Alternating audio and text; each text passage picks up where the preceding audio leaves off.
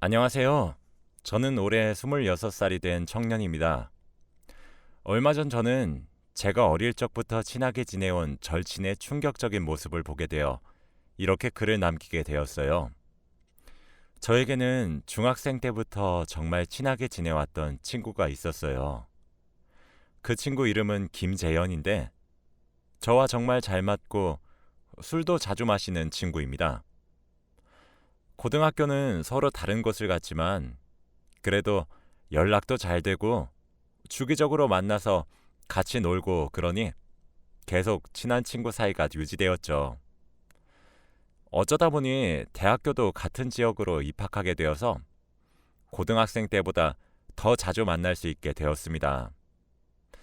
그래서 제 친구도 소개시켜주고 재현이도 재현이 친구들을 저에게 소개시켜 주어서 저희는 저와 재현이 포함해서 4명의 무리가 만들어졌어요.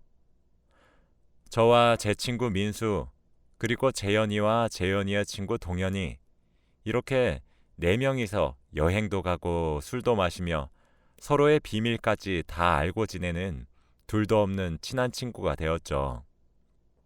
사람들은 원래 대학에서 친구 사귀기 힘들다거나 대학 친구는 가짜 친구라고들 하잖아요. 그런데도 저는 민수와 동현이와 아주 잘 맞았어요. 마치 어릴 적부터 알고 지낸 사이처럼 대화도 잘 통하고 공감대도 잘 형성되었거든요. 저희 4명이서 3달에 한 번씩은 여행을 가고는 했는데 1박 2일로 다니면서 그 지역에서 관광지는 다 다니고 밤에는 숙소를 잡아서 술과 고기를 먹으며 도란도란 이야기를 나누곤 했죠. 그렇게 저희는 무려 3년이나 이렇게 여행을 주기적으로 다녔어요. 주위에서 다른 사람들은 이런 모임 같은 경우는 한 명이 안 나오게 되면 더 이상 잘 진행되기 힘들다며 걱정했지만 신기하게도 저희 4명은 한 번도 빠진 적이 없어요. 어떻게든 놀러 가고 싶어서 한 명이 월차를 내어서도 꼭 여행을 갔답니다. 그렇게 저희는 이번에는 속초로 여행을 가기로 해서 제가 총대를 메고 숙소와 속초 여행 코스를 다 정했어요. 그렇게 여행 당일이 되고 4명이서 번갈아 운전을 하며 저희는 속초에 도착해서 관광지를 다 돌고 맛있는 맛집도 탐방을 하며 재밌는 시간을 보냈죠. 그렇게 해가 져갈 즈음 저희는 술과 고기를 사고 펜션으로 도착해서 밥을 먹고 술을 먹고 결국 취해버렸죠. 사실 저희 4명 중 재현이 빼고는 다 술을 못 마셔요. 그런데 재현이는 술을 잘 마시는 편이라 저희가 만취할 쯤 재현이는 약간 술 기운이 올라오는 정도라 항상 저희보다 재현이가 나중에 잤어요. 그래서 그날도 그렇게 저와 민수, 동현이가 술에 만취해서 잠에 들었고 저는 술에 취하면 기억을 잃는 편이라 다음날 아침에 일어나서 무슨 일이 있었는지 전혀 몰랐죠. 항상 저희는 술을 먹으면 재현이가 저희가 술 먹고 무슨 짓을 했는지 설명을 해주었기 때문에 재현이가 저희 모임에서 없다면 아무도 저희를 케어해 줄 사람이 없었기 때문에 아주 중요한 인물이었답니다. 그렇게 잠에서 깨고 저희는 짐을 챙기고 펜션을 나와 각자의 집으로 향했어요. 저희 4명은 아직 아무도 결혼을 한 사람이 없기 때문에 다 자취생이기도 하고 집도 근처라서 항상 여행을 갔다가 마무리로 동네에서 저희 단골 가게인 국밥집에서 해장을 하고 집으로 갑니다. 그런데 항상 갔던 국밥집을 갑자기 민수가 가지 않고 자기는 바로 집으로 가고 싶다며 저희 셋이서만 먹고 가라고 하더라고요. 얘들아, 미안. 나 못 먹겠다. 어제 술을 너무 많이 마셔서 속이 안 좋아. 너희끼리만 먹고 들어가야겠다. 미안해. 저희는 술 때문에 속이 안 좋으면 해장을 해야 한다고 했지만 민수는 끝까지 거절하고 집으로 향했죠. 처음에는 민수의 태도가 의아했지만 국밥을 보니 민수는 까맣게 잊어버렸고 맛있게 먹은 후 각자 집으로 향했어요. 저는 씻고 누우니 너무 피곤해서 낮잠을 자려고 한 순간에 갑자기 전화 벨소리가 울려서 폰을 보니 아까 먼저 집으로 간 민수 전화더군요. 민수야. 왜 전화했어? 야, 너 우리 펜션에서 재현이 이상한 거 못 느꼈냐? 갑자기? 재현이가 왜? 평소랑 똑같았잖아. 너 왜 그래? 아니, 진짜 우리 자는 동안 재현이가 뭐 했는지 못 봤어? 아니, 도대체 무슨 말을 하고 싶은 거야? 나 아무것도 못 봤다니까? 왜 그래? 도대체 뭘 본 건데? 재현이가 우리 자는 동안 우리 얼굴 우스꽝스럽게 만들어서 사진 찍었잖아. 뭐? 야, 장난치지 마. 무슨 소리야? 나 자면서 아무것도 못 느꼈거든?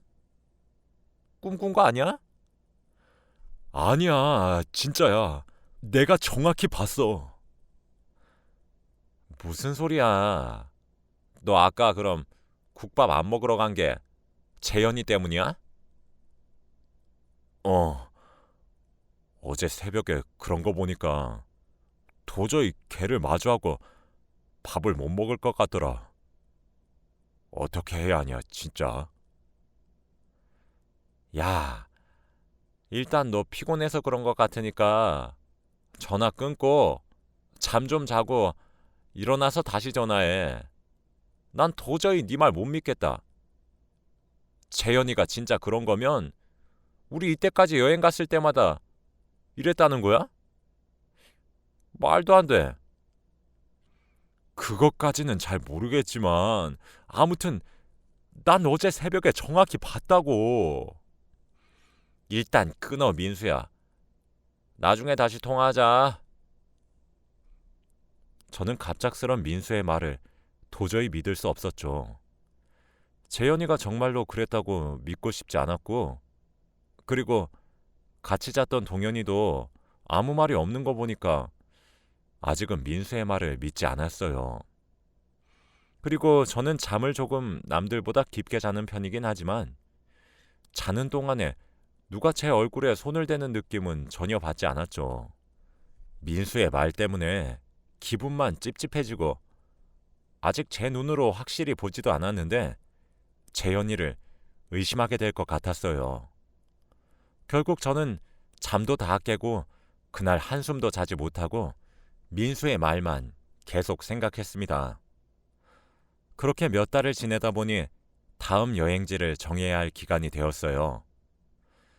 제 생각에는 재현이 때문에 민수가 여행을 가고 싶어 하지 않을 것 같았지만 그래도 물어는 봐야 했기 때문에 민수에게 개인적으로 연락을 했죠. 야, 너 이번 여행 갈 거지? 내가 생각을 해봤는데 도저히 못 갈 것 같아. 진짜 미안. 야, 우리 한 번도 이런 적 없었잖아. 한 명도 빠진 적 없었는데 이러면 안 되지. 야, 진짜 미안해. 애들한테는 잘 얘기해 주라. 너 꼭 술 취하지 말고 버텨서 새벽에 재현이가 어떻게 하는지 잘 봐. 야, 너 또 그 얘기냐? 너 내가 이번에 확인해보고 그런 거 아니면 진짜 실망한다. 재현이한테 사과해야 할 거야. 제 말에 민수는 알겠다고 대답을 했고 결국 저희는 처음으로 민수를 빼고 3명이서 여행을 가기로 했죠. 매번 4명이서 여행을 가서 그런지 한 명이 빠지니까 흥도 잘 안 오르고 민수의 빈자리가 너무 크게 느껴졌죠. 저희는 여행을 다 끝마치고 펜션에 와서 여느 날과 다름없이 다시 술을 먹기 시작했어요. 저는 민수에게 당당히 그런 일 없었다고 말해주기 위해 술에 취하지 않기로 결심했답니다. 그래서 평소보다 술을 먹는 양을 반으로 줄이고 안주 위주로 먹으면서 재현이와 동현이한테는 배가 불러서 술은 더 이상 못 먹겠다고 했죠. 그렇게 동현이만 잔뜩 취하고 저는 약간 기분이 좋을 정도까지만 마셨답니다. 당연히 재현이는 술에 취하지 않았어요. 저희는 자기 위해서 방으로 들어왔고 동현이를 재운 다음 저도 씻고 자려고 누웠죠. 저는 재현이가 잠들기 전까지 절대 먼저 자지 않았어요. 자는 척을 하면서 재현이가 자기를 기다렸지만 재현이는 잠을 자지 않았죠. 그런데 갑자기 재현이는 제가 자는 줄 알았는지 휴대폰 후레쉬를 켜며 조용히 자리에서 일어나 알 수 없는 미소를 씩 짓는 겁니다. 저는 그런 모습을 보니 너무 놀라서 아무 말도 나오지 않았고 저도 찍힐까봐 자는 척을 하려고 하는 찰나였어요. 제 휴대폰에서 갑자기 알림 소리가 들렸고 제가 잠에서 깬 척을 하니 재현이는 놀랐는지 얼른 사진을 찍는 것을 멈추고 자기 자리로 돌아가 다시 자더군요. 저는 알림 소리가 동현이를 살렸다는 생각에 너무 다행이었습니다. 저는 한숨도 자지 못한 채로 다음날 아침이 밝았죠. 그런데 재현이는 동현이에게 아무 잘못도 없다는 듯이 동현이에게 친근하게 말을 걸어왔고 저는 재현이의 이중적인 모습에 한 번 더 놀랐답니다. 저는 어떻게든 이 상황을 해결하기 위해 증거를 잡기로 했죠. 재현이 몰래 재현이의 휴대폰 속 갤러리를 보니 새벽에 찍은 사진은 전혀 없었고 아무런 증거가 없었어요. 저는 너무 당황스러워서 제가 어제 잘못 본 것 같다는 생각이 들면서 당장 민수에게 전화를 걸고 싶었습니다. 저도 도저히 재현이를 마주보고 국밥을 먹을 수 없었기 때문에 결국 일찍 집으로 들어와 민수에게 당장 전화를 걸며 야, 내가 네 말 못 믿어서 미안. 이제 어떻게 해야 돼? 재현이 신고해야 하나? 야, 내 말 맞다고 했지? 내가 그렇게 말할 땐 안 믿더니. 미안해. 그런데 동현이 찍던데? 동현이한테만 그런 건 아니야? 야, 뭐라는 거야? 우리 저번에 갔을 때 너한테도 그랬고 동현이한테도 그랬고 나한테도 하려고 하길래 내가 일부러 자면서 몸부림치는 척 했지. 뭐? 나까지? 근데 내가 재현이 휴대폰 갤러리 보니까 찍은 사진 아무것도 없던데? 야, 바보냐? 당연히 백업하고 지웠겠지. 누가 바보처럼 그렇게 당당하게 갤러리에 저장해 놓겠어. 야, 우리 앞으로 어떡하냐? 우선 동현이한테도 말하고 셋이서 모여서 제대로 얘기해보자. 그래, 오늘 저녁에 시간 돼? 가능해. 우리 맨날 가는 그 술집에서 6시까지 보자. 저희는 재현이 빼고 저, 민수, 그리고 아직 아무것도 모르는 동현이까지 셋이서 모여서 이야기를 나누었죠. 처음에 동현이는 저와 같은 반응을 보이며 전혀 믿지 않으며 되려 저희에게 어떻게 아무리 재현이가 싫다고 해도 그렇지 그런 막말을 하냐며 뭐라고 했죠. 하지만 저희가 진심을 다해서 말하고 만약 이 사건을 파헤쳤을 때 가짜라면 앞으로 우리랑 연락 안 하면서 살아도 된다고 했죠. 그렇게까지 말하는 저희를 보고 동현이는 진심이라고 생각했는지 드디어 믿으며 저희와 이야기를 나누게 되었죠. 그런데 동현이는 잠기가 어두운 것도 아니고 평소에 누가 자기를 건드리면 바로 일어나는데 왜 아무 느낌도 안 들었는지 의아해 하더라고요. 저희도 그게 의문이었어요. 그래도 술을 많이 먹고 취한 상태에서 잠에 들어서 그런 것 같다고 결론을 내렸죠. 저희는 이야기 나눈 끝에 그래도 이건 범죄라고 생각해서 우선 신고하기 전에 재현이의 말도 들어봐야 한다고 생각해서 그 술집으로 재현이를 불렀어요. 그런데 재현이는 저희가 무슨 말을 할지 예상을 했는지 표정이 좋지 않은 채로 술집으로 들어오며 저희 테이블에 앉았어요. 야, 김재현, 우리가 너 왜 불렀는지 알아? 무슨 일인데? 너 지금이라도 솔직히 말할 기회를 줄게. 너 우리한테 잘못하는 거 없어? 얘들아, 도대체 무슨 말을 하는 거야? 좀 알아듣게 말해봐. 야, 김재현, 너 진짜 이렇게까지 할래? 기어코 우리 입으로 말하게 하는구나. 민수가 이렇게 말하고 나니 재현이의 표정이 바뀌었죠. 얘들아, 나 절대 아니야. 갑자기 왜 그래? 누가 그래? 내가 그랬다고. 우리가 이 두 눈으로 똑똑히 봤어. 그러니까 거짓말할 생각하지 마. 얘들아, 증거 있냐? 난 절대 그런 적 없어. 재현이의 증거 있냐는 말에 저희는 할 말이 없었죠. 저희는 증거는 없었고 저희가 재현이가 그랬다는 장면을 눈으로밖에 보지 못했으니까 아무것도 증명할 게 없었어요. 저희가 아무런 말도 하지 못하니까 재현이는 얘들아, 어떻게 증거도 없으면서 이렇게 나를 몰아가? 너희 정말 세상에서 가장 친한 친구라고 여겼는데 나를 이렇게까지 생각하다니 정말 실망이다. 다시는 나한테 연락하지 마. 저는 오히려 당당한 재현이의 모습에 정말로 제가 잠결에 잘못 본 것은 아닌지 스스로 다시 생각하게 되더군요. 좋은 친구를 잃어버리게 되었다는 생각을 하게 되었죠. 재현이가 자리에서 일어난 후 저희 세 명은 더 이상 아무 말도 할 수 없었기에 각자의 집으로 돌아가서 생각의 시간을 가졌어요. 저는 아무리 생각해도 제가 알고 있는 재현이는 그럴 친구가 아니었기 때문에 재현이에게 사과를 하고자 연락을 했죠. 재현아, 내가 아까는 정말 미안해.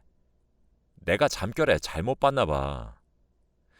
너 이럴 사람 아닌 거 아는데 내가 미안해. 혹시 지금 만날 수 있을까? 내가 너희 집 근처로 갈게. 그렇게 저는 재현이와 단 둘이서 근처 술집에서 만나서 이야기를 나누면서 어떻게 그런 의심을 했는지 재현이에게 다 털어놓았죠. 재현이는 제 말을 듣자마자 박장대소를 하면서 꿈을 꾼 거라고 말을 했고 저는 재현이를 믿기로 했죠. 그런데 그날따라 술이 잘 취하지도 않고 오히려 재현이보다 제가 더 술을 잘 마시는 기분이 들더군요. 저는 생각이 많아서 술이 잘 안 취하는가 보다 싶어 저보다 먼저 취한 재현이를 집에 데려다 주려고 자리에서 일어나려고 하니 재현이가 화장실 좀 다녀오겠다며 비틀거리는 다리로 화장실로 향했어요. 그런데 저는 테이블 위에 놓여있던 재현이의 휴대폰 속이 궁금해졌죠. 저번에 한번 확인을 해보았지만 그래도 더 정확히 확인을 해보고 싶었기 때문에 저는 망설이다가 재현이의 휴대폰을 열어 사진을 백업할 수 있는 어플에 들어갔어요. 그런데 그 속에 담긴 사진들을 본 순간 저는 아무 말도 할 수 없었습니다. 왜냐하면 백업한 사진들은 전부 다 저희가 우스꽝스러운 모습은 물론이고 뒷모습까지 언제 찍혔는지 모를 사진들로 가득했습니다. 사진들은 날짜별로 전부 저희가 여행을 가기 시작한 첫날부터 찍은 사진들이 수두룩했고 사진도 무려 10,000장이 넘어갔죠. 저는 재현이의 휴대폰 속 백업 파일들을 전부 제 휴대폰으로 사진을 찍어 증거를 남겼고 당장 민수와 동현이에게 전화를 해서 여기로 부른 후 경찰에 신고를 했습니다. 민수와 동현이는 제 증거물을 본 순간 다들 경악을 금치 못했고 동현이는 사진을 보자마자 속이 쓰리다며 화장실로 달려갔고 민수는 화가 잔뜩 나서 경찰서에 있는 의자들을 집어 던지려고 하길래 제가 겨우 막았습니다.